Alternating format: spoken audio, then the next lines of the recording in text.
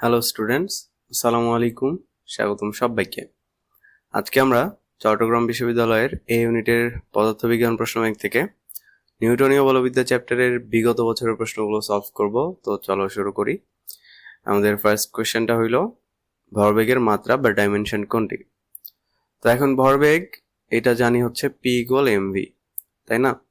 এখন এম হচ্ছে ভর, ভরের মাত্রা কি এম, ভি এর মাত্রা কি ভি মানে হচ্ছে বেগ, বেগের মাত্রা কি এল টি ইনভার্স 1। ওকে, সো আমার আনসারটা হচ্ছে এম এল টি ইনভার্স 1, যেটা হচ্ছে এ। এরপর কৌণিক ভরবেগের একক কোনটি? কৌণিক ভরবেগ এল ইকুয়াল আমরা জানি এম ভি আর। সো এম এর যে একক সেটা হচ্ছে কেজি, মানে ভরের একক কেজি। বেগের একক হচ্ছে মিটার পার সেকেন্ড। ব্যাসার্ধের একক হচ্ছে metre. So KG metre square second inverse 1। So এটার আনসার হচ্ছে এ। ক্রিয়া ও প্রতিক্রিয়ার মধ্যবর্তী কোণ কত? ধরো এটা একটা ফোর্স এফ, তাহলে এর প্রতিক্রিয়াটা কোন দিকে যাবে? উল্টা দিকে যাবে, তাই না? সো মধ্যবর্তী কোণ কত বলো তো? কোণ কত? 180 ডিগ্রি। ওকে, খুব অল্প সময়ের মধ্যে খুব বড় মানের বল প্রযুক্ত হলে তাকে কি বলে? তো এটা হচ্ছে ঘাত বল। খুব সময়ের ব্যবধান যদি হয় খুবই ক্ষুদ্র এবং বলটা যদি হয় খুব বেশি বড়, তাহলে সেই বলটাকে আমরা বলি হচ্ছে ঘাত বল। এরপর 6 কেজি ভরের একটি স্থির বস্তুর উপর 6 সেকেন্ড ধরে 2 নিউটন বল প্রযুক্ত হলে উক্ত বস্তুর বেগের পরিবর্তন কতটুকু হবে? দেখো, যখন তোমার এখানে এরকম বল দেয়া থাকবে, বেগের পরিবর্তন যাবে, তখন তোমরা বলের ঘাতের এই সূত্রটা ইউজ করতে পারো। এফ ডিটি ইকুয়াল হচ্ছে এম ডিভি বা ভি মাইনাস ইউ। এখন চাইছে কি বেগের পরিবর্তন, মানে ভি মাইনাস ইউ চাইছে। আমরা এটা বের করব। এখন দেখো এখানে কি কি দেয়া আছে। তোমার বলটা দেয়া আছে হচ্ছে 2 নিউটন। সো 2 ইন্টু সময়ের ব্যবধান কত 6 সেকেন্ড ইকুয়াল হচ্ছে ভর, যেটা হচ্ছে 6, তারপর হচ্ছে ভি মাইনাস ইউ। আমার লাগবে কি এই ভি মাইনাস ইউ, তাহলে 6 আর 6 কাটা, এখানে থাকলো হচ্ছে 2 মিটার পার সেকেন্ড। ওকে, এরপর বস্তুর ঘর্ষণের ফলে তাপ উৎপন্ন হয়, এটি কোন ধরনের প্রক্রিয়া? যদিও এইটা তোমার তাপগতিবিদ্যা চ্যাপ্টারের প্রশ্ন, বাট ঘর্ষণ আছে থেকে সম্ভবত এই চ্যাপ্টারে ইনক্লুড করে দিছে, বাট এটা অ্যাকচুয়ালি তাপগতিবিদ্যা বা থার্মোডাইনামিক্স চ্যাপ্টারের প্রশ্ন। তো যদি ঘর্ষণ থাকে এটা অবশ্যই অপ্রত্যাবর্তী হবে। যদি তোমার এটা মনে না থাকে বা মুখস্থ না থাকে, সেক্ষেত্রে কি করবা? দেখো তাপ উৎপন্ন হইছে, তাই না? এখন অপশনগুলো দিয়ে খেয়াল করো, রুদ্ধতাপীয় কোনোদিনও হবে না। কারণ তাপ যদি উৎপন্ন হয়, তাপ স্থির থাকতে পারবে না, তার মানে উৎপন্ন হচ্ছে, সেক্ষেত্রে এটা রুদ্ধতাপীয় কোনোভাবেই হবে না। তারপর সমষ্ণ কি হওয়া উচিত বলে মনে করো? সমষ্ণ হবে না। সমষ্ণ কেন হবে না?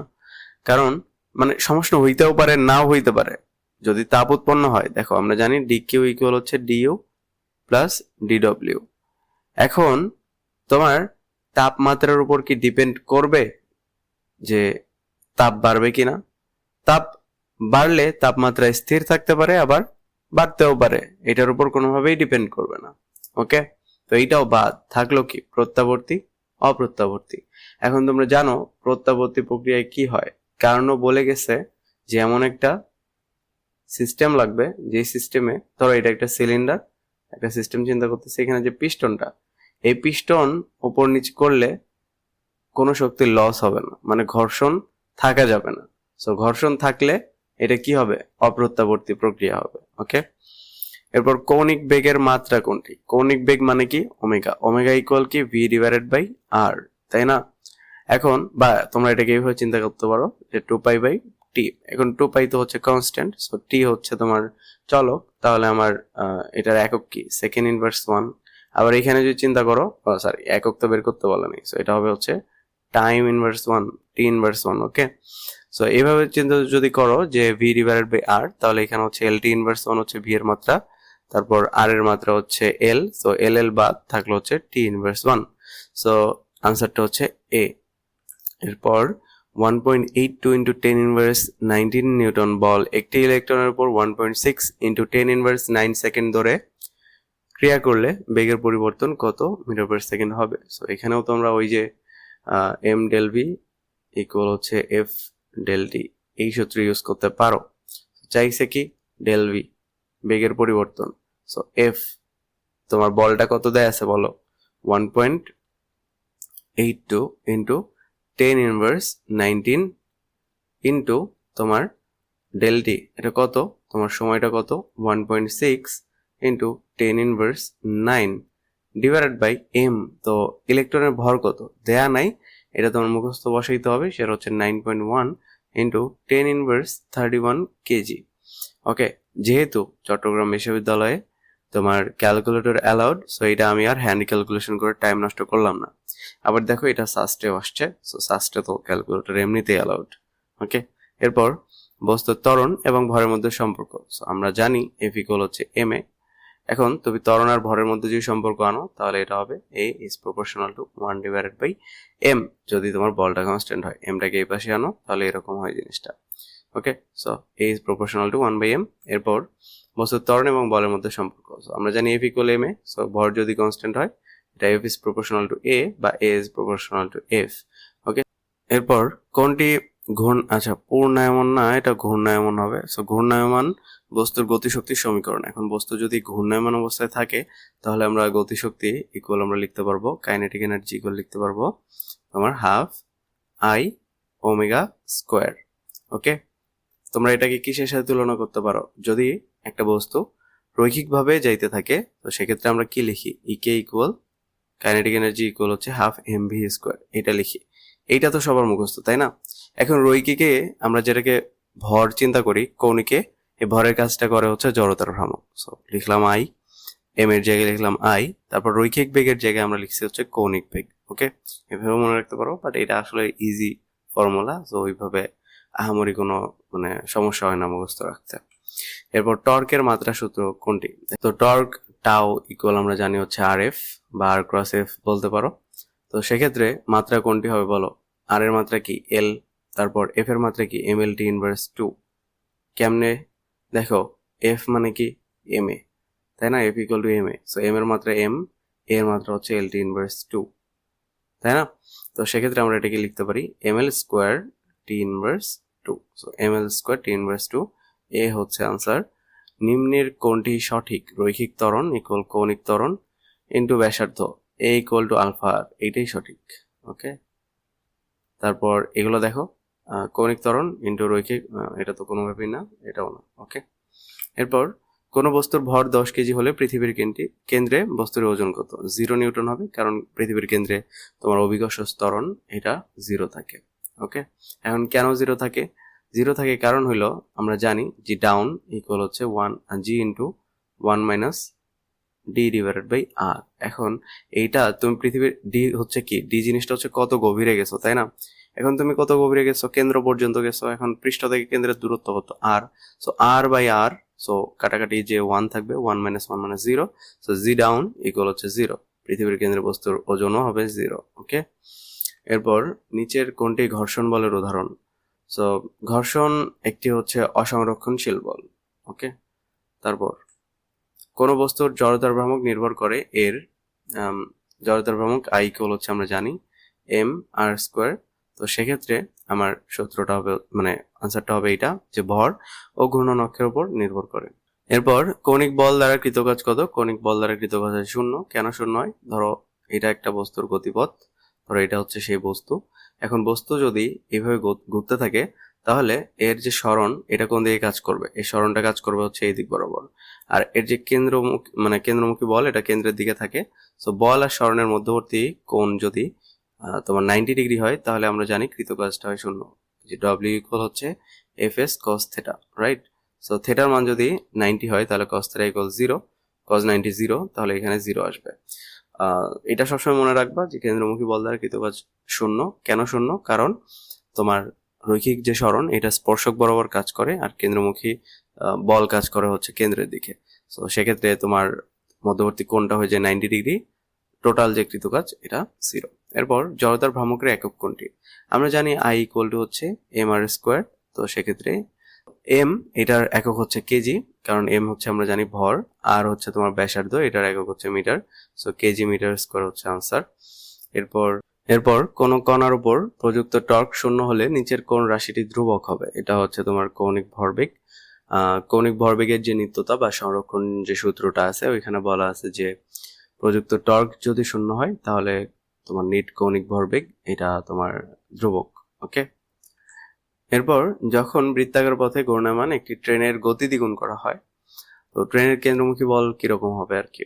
তো সেক্ষেত্রে আমার কেন্দ্রমুখী বলের যে সূত্র এফসি ইকুয়াল হচ্ছে এমভি স্কোয়ার বাই আর। এখন যেহেতু একটা ট্রেন ঘুরতেছে, সো ভরটা কনস্ট্যান্ট, একটা বৃত্তাকার পথে ঘুরতেছে, সো আরটাও কনস্ট্যান্ট, তাহলে FC is proportional two V square. এখন তোমার বেগটা দ্বিগুণ করছো, তাই না? তো আমি ধরে নিচ্ছি FC two divided by FC one equal হচ্ছে তোমার V two square divided by V one square, যেহেতু প্রপোর্শনাল। এখন তুমি বেগ কত গুণ করছো? 2 গুণ, তাহলে এটা আমি লিখতে পারি two v one divided by V one whole square, মানে v two equal to v one আর কি, আগের দ্বিগুণ করছো, রাইট? সো ভি ওয়ান বাদ, সো 4 এফসি ওয়ান। সো তোমার কেন্দ্রমুখী বলটা হবে হচ্ছে 4 গুণ। সো এটা এত ক্যালকুলেশন করা লাগে না, এটা এমনিই বোঝা যায়, বুঝছো? যে তুমি যদি বেগ দ্বিগুণ করো, এটা 4 গুণ হবে, কারণ কি স্কোয়ার আছে, রাইট? সো 4 গুণ বৃদ্ধি পায়। এরপর বৃত্তীয় গতির ক্ষেত্রে কৌণিক ভরবেগের রাশি কোনটি? কৌণিক ভরবেগ ইকুয়াল আমরা জানি হচ্ছে এম ভি আর। এখন এখানে ভি দিয়ে নাই, ওমেগা দিয়ে আছে। এখন তোমার যে তুমি ভি ইকুয়াল কি জানো? ওমেগা আর, রাইট? তাহলে ওমেগা আর ইন্টু আর, এম ওমেগা আর ইন্টু আর, তাহলে এম ওমেগা আর স্কোয়ার। ওকে, সো এটা হচ্ছে তোমার কৌণিক ভরবেগ, এম ওমেগা আর স্কোয়ার। কুইরে এই যে এটা। এরপর টর্কের মাত্রা কোনটি? এটা আমরা করছি, M L square T inverse two হবে, M L square T inverse two, এই যে এ হচ্ছে অ্যান্সার।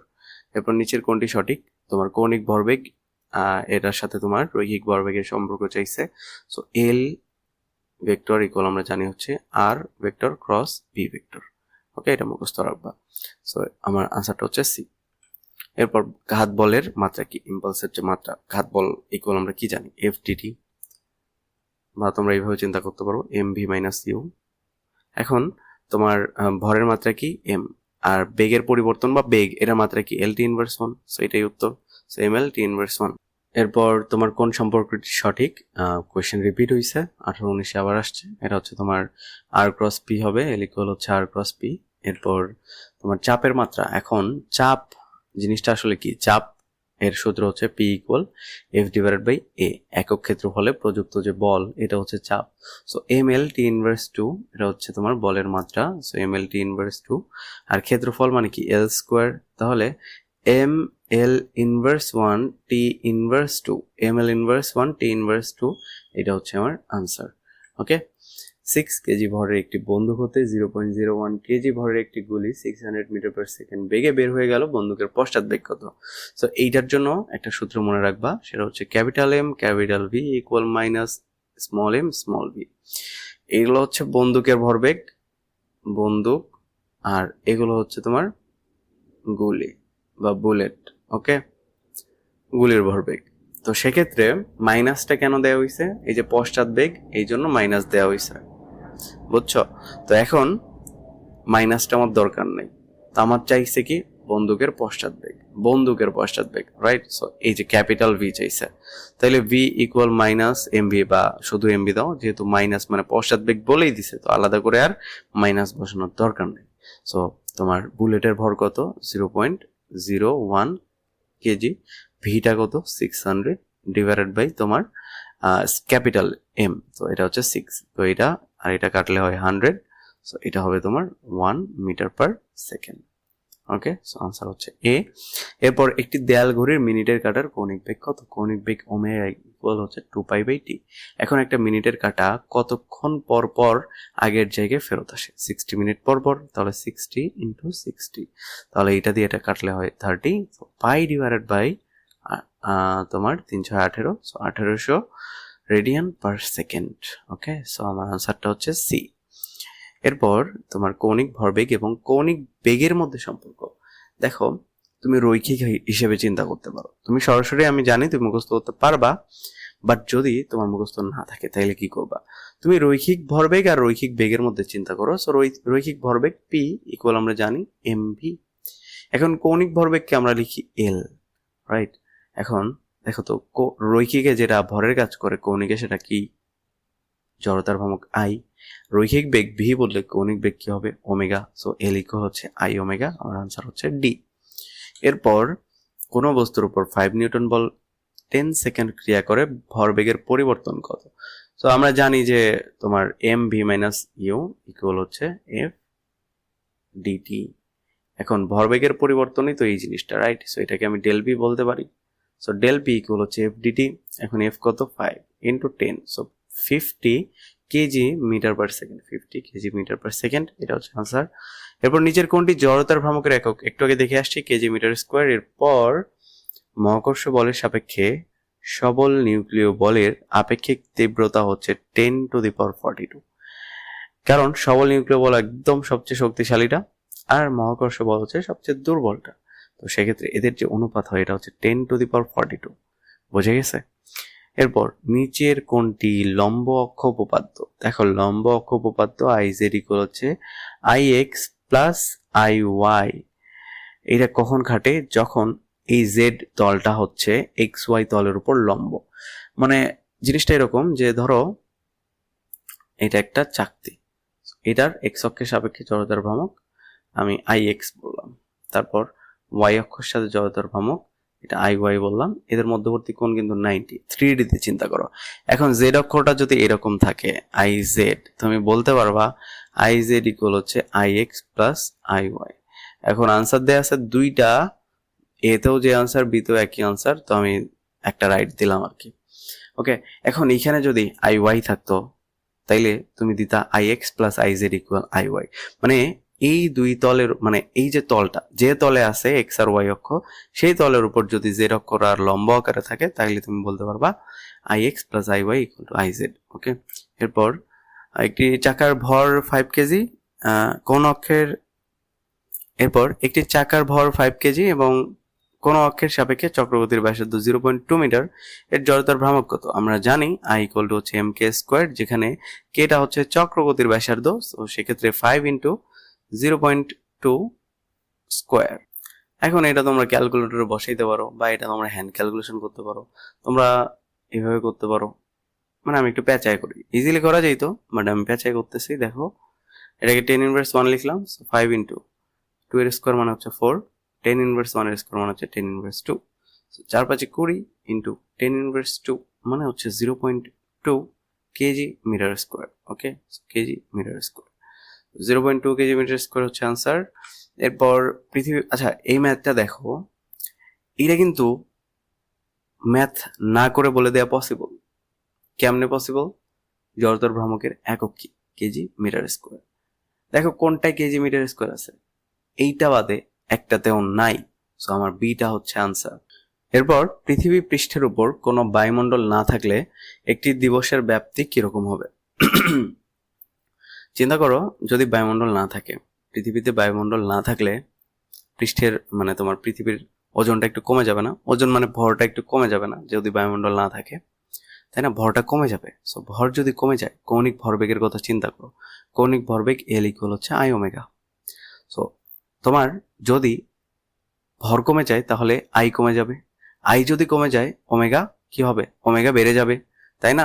আই কমলে ওমেগা বেড়ে যাবে, তাইলে তোমার এলটা কনস্ট্যান্ট থাকবে, তাই না? এখানে তো বলে নেই যে ঘূর্ণন চেঞ্জ হবে। ঘূর্ণন চেঞ্জ হইলে আমি বলতে পারতাম যে এল চেঞ্জ হবে, বাট যেহেতু ঘূর্ণনের কথা বলা নাই, এখানে যদি ভর চেঞ্জ হয় আমার আই চেঞ্জ হবে, আই চেঞ্জ হইলে ওমেগা চেঞ্জ হবে। আই যদি কমে মানে ভর যদি কমে, তোমার জড়তার ভ্রামক কমে যাবে, জড়তার ভ্রামক কমে গেলে ওমেগা বৃদ্ধি পাবে। এখন ওমেগা ইকুয়াল আমরা জানি 2π/t।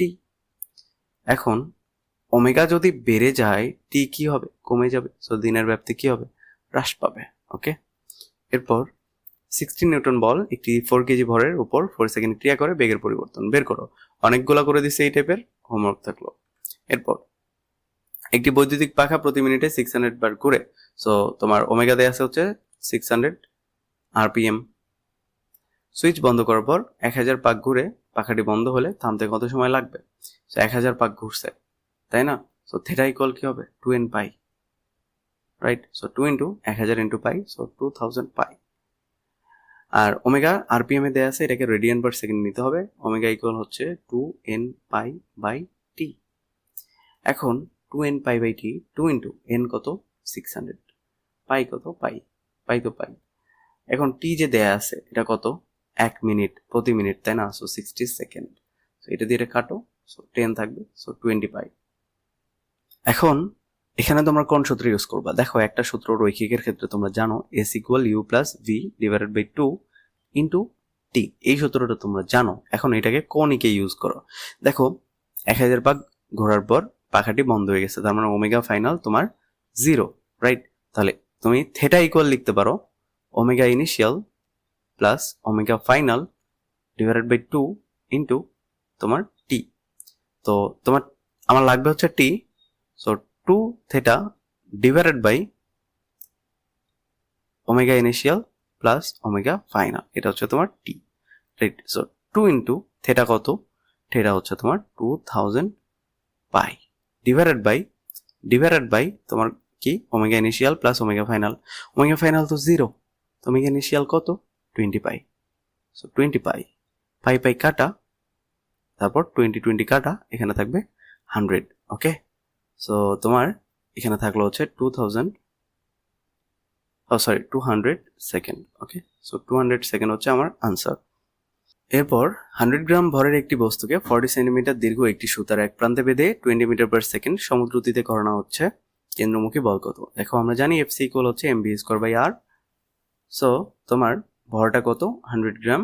সো 100 ইন্টু 10 ইনভার্স 3, তারপরে বেগ কত দেয়া আছে? তোমার 20, সো 20 স্কোয়ার, সো 20 ইন্টু 20 লিখলাম, ডিভাইডেড বাই তোমার আর ব্যাসার্ধ কত? 40 সেন্টিমিটার, তাই না? সো 40 ইন্টু 10 ইনভার্স 2, সো এটা দিয়ে কাটো 2 থাকে, এটা দিয়ে কাটো তোমার 10 থাকে, রাইট? সো 10 ইনভার্স 2 আর 10 ইনভার্স 3 কাটাকাটি করলে থাকে হচ্ছে 10 ইনভার্স 1। সো 10 ইনভার্স 1 আর 10 কাটাকাটি, এখানে থাকে 100 নিউটন। ওকে, সো 100 নিউটন হচ্ছে আনসার। তো মোটামুটি আমরা 12-13 সাল পর্যন্ত সলভ করে ফেলছি, প্রায় 13-14 বছর, আরো বেশি হবে, সলভ করে ফেলছি। তো মোটামুটি আমাদের এই চ্যাপ্টারটা শেষ। আমরা অন্য চ্যাপ্টারগুলো সলভ করব। যদি কোনো কিছু না বুঝে থাকো আমাদেরকে জানাইতে পারো। আসসালামু আলাইকুম সবাইকে।